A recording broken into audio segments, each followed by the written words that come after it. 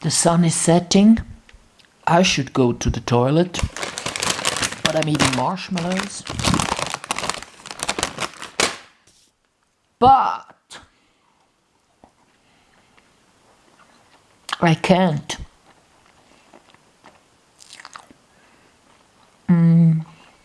refrain from looking at this map. I like maps a lot. I'm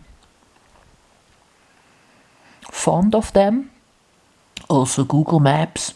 I used to walk around a place I lived at when I was a child for hours, looking at the fences and how they didn't really change anything, didn't rebuild, reconstruct, nothing. Everything looks the same, including the sneak hideouts we used to go to, like behind the houses when there was a little grass, something people didn't use for anything. We would sneak to these places.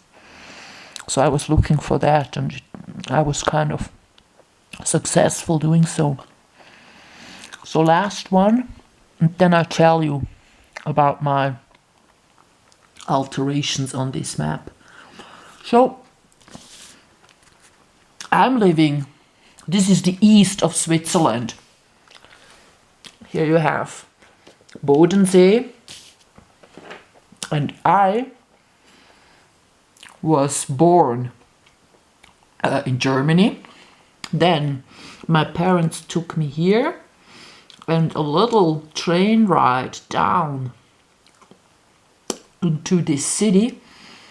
I spent my childhood years. Then my parents gave me away. And I had to grow up far away from home, like 80 kilometers this is, in foster home. And then spent my holidays not at the parents, but beside the lake, or even far up here in the north of Switzerland. Schaffhausen was real nice, my childhood. Then going back to my hometown, you could say, where I got the dialect from. I went to Zurich, which is not on this map, because this is the east of Switzerland. And so here in Zurich, I was at school, and also a little bit more south. Well, I went to school in Emmental, so a totally different district of Switzerland where people have a different dialect from mine. I spent 3 years, and 1.5 years I spent at the skiing resort. So we were skiing half a day there. Then also during certain times of my life, I've been to Basel. So I even know the northmost city in Switzerland from the German-speaking part of Switzerland. I know quite a bit.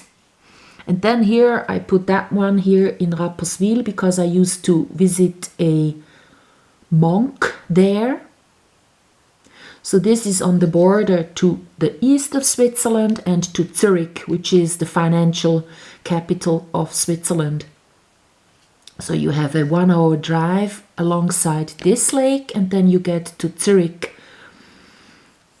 And so here, where I grew up, nearby, one village away, not by train obviously, but by car, I went to live for 3 years, and I dug out my diaries from when I was 13 years old, and then I typed them into the computer and I published it as a book. The several diaries I was writing then, well, 3 of them, So that one was kind of because I went back to where I was living in foster home and thought, oh yeah, let's publish the diary because it was so funny. And also it showed that nobody really took care of me besides like 3 people, you know, giving me presents and like writing to me, sending stuff and stuff. I was here in holidays, and I was like here at holidays and not at home where I would have belonged. So then later on I went to live in the southmost part of this east of Switzerland, which is a little valley, and from the train station you would have to take the bus to the end of this valley. This was so annoying. Half a year and I had to leave. Over the mountain there is another, like the south of Switzerland, big district, a real, like 5 times as big as this one, which has a sunny valley, and I lived there for another half a year. And then I went to Zurich, being homeless. I was looking for a place to live, and then I went to where I am living right now. So that's why I put this one and this one, so you see where I have lived at for a while. While doing so, I was checking out this part, Schwegalp. I would love to live here because you have a sunny day all day long here, and there is no trains, just buses. Also, I checked out here, this place where you have a train ride down to the lake, like 5 minutes. It's really steep here, so you could overlook the lake. It would be really nice to live here.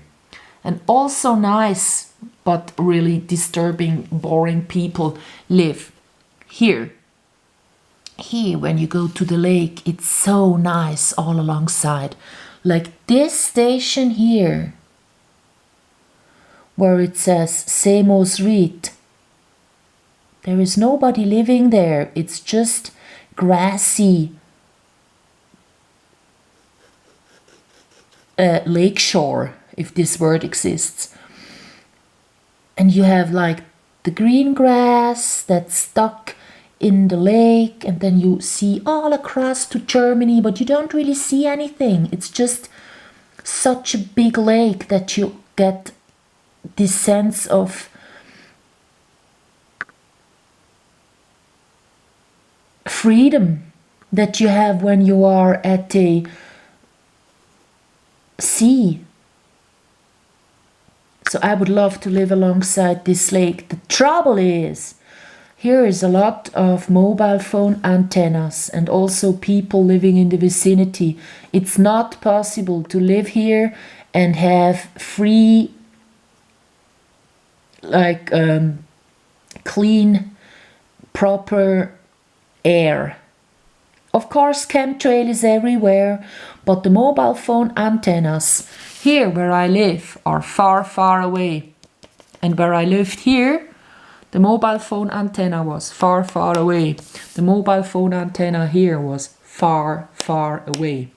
But if you go and live at Zurich right now, there is a mobile phone antenna every 100 meters.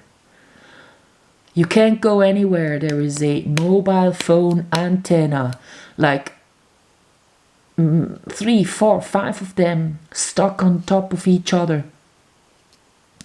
Then every 100 meters there is one, even in the outer skirts of Zurich. It's not possible to live here and to have no electrosmog and no Wi-Fi smog.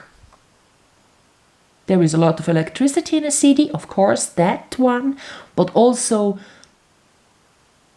the Wi-Fi, the mobile phone antennas are a problem.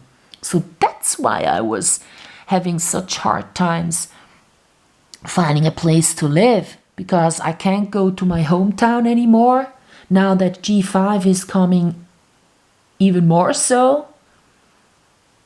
Yeah. I can't go to cities, I have to stay in the outer skirts. When I lived here, the mobile phone antenna was 3 kilometers away, I guess. Or at least 1 kilometer, I remember.